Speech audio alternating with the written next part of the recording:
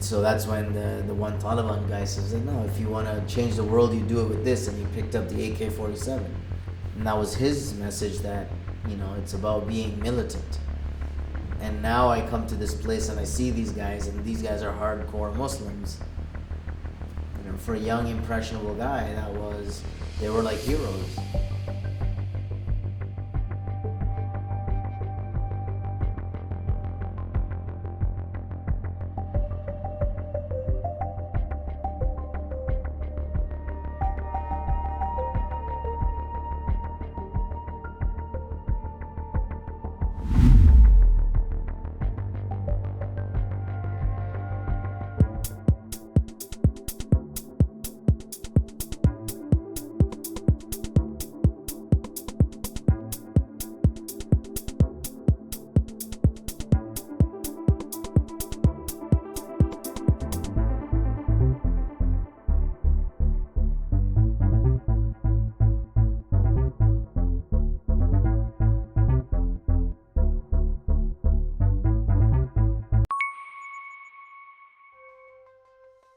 I had returned to Canada in 2004, and the first Canadian had been arrested on terrorism charges.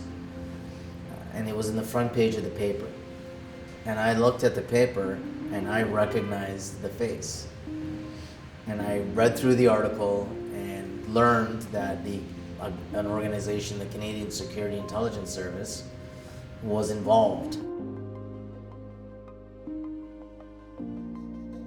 I lived on the 5th floor of that building.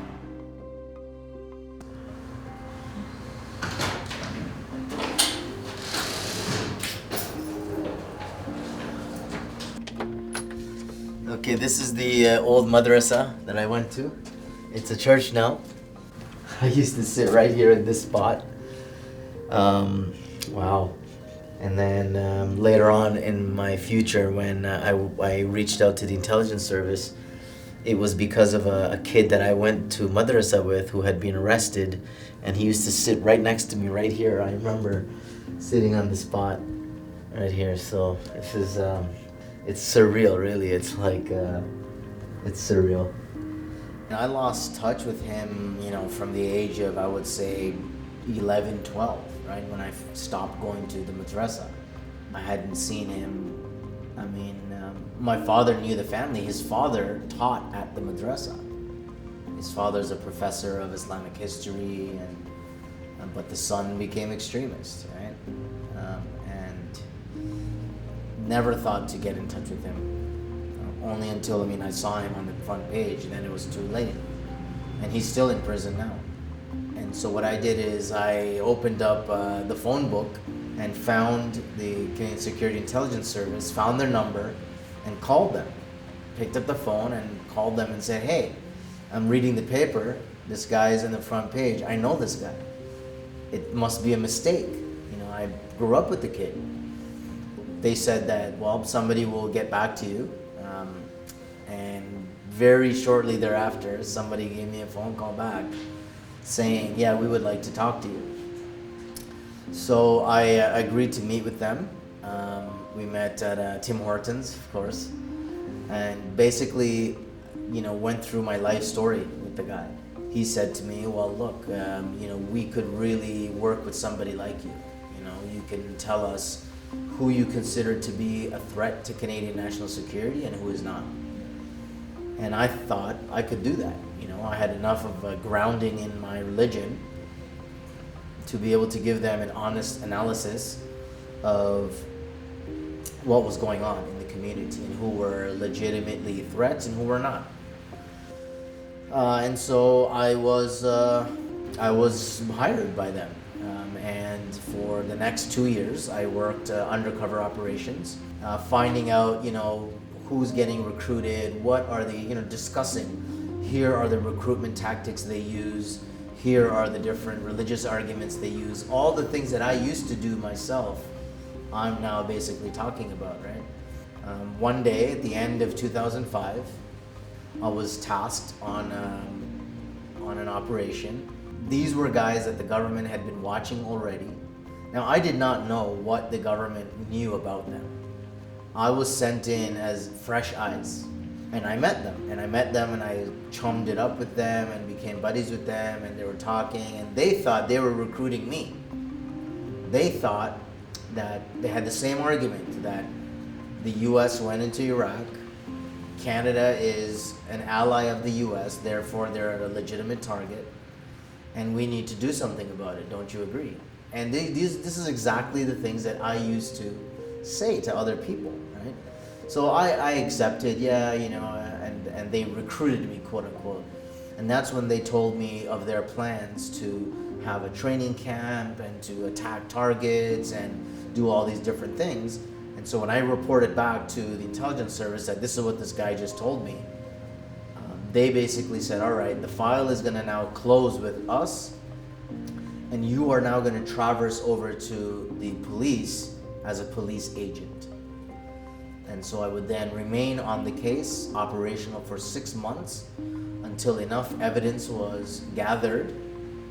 And in June 2006, the hammer fell, and the police arrested all these guys. 18 individuals were eventually arrested. Tonight, an in-depth interview with a man who says he infiltrated the group that was allegedly behind the plan to bomb sites in Toronto and Ottawa and even behead the Prime Minister. He was working all along with CSIS and the RCMP and says the ultimate takedown of the suspects happened because of help from Canada's Muslim community. In his first television interview, he spoke to the Fifth Estate's Lyndon McIntyre, revealing who he is and what his motive was. To err on the side of caution, I would have to say that these are fruitcakes nonetheless, but with the capacity to do some real damage. The damage that this would do to Islam, to the Muslims here. Forget Canada, even I was thinking, because my interests were Islam and Muslims, even over and above Canadian interests. Nowhere in my planning was joining the intelligence service ever an option. The beard that I used to have, I used to say that I would cut my neck off before I would cut my beard off. You know, that's how hardcore I felt I had to be. And then what happened is when everything became publicized, the fact that I was the undercover and I got these guys arrested, a lot of people in the community, excommunicated me basically. Criticized me, said that I was responsible for everything, and meanwhile, these guys were plotting this stuff for many months before I even came on the scene. So afterwards, when everything became public information that I was actually working for the government, then my father actually got up and gave me a hug. You know what I mean? He said, I thought you were a terrorist. But now I know you're a good guy. I said, all right, thanks. And once again, I had to reevaluate what kind of a Muslim am I going to be. And that's when I realized I don't want to be this bearded, robe-wearing, turban-wearing Muslim. And I'll tell you, that's actually the moment that I felt like I am who I'm supposed to be. And I felt that the beard and the robe, and it was a costume that I was forcing onto myself, that I had to, this is a costume that I had to wear. But I felt a weight lifted off of me, really. So I trained my kids in religion in a different way. More relaxed, more chilled out, more tolerant, be a part of this society. And in fact, I am doing it specifically being aware of potential identity crises that might develop for them. So I want to make them very comfortable from the very start so they don't have to fight, themselves later on. Now my identity has been validated, right? Because I am accepted as an expert in the topic, and I am able to influence very high-level government organizations. And this is something that I knew I could not do as that hyper-Muslim. So in the end, things worked out, and I'm happy the way that things have worked out, and I am having the impact and the effect at the highest levels. God says in the Quran, you save one life justly, it is as if you have saved all of humankind. And there's no two ways about it. I don't need the reinterpretations or context. It's straight up. That's it.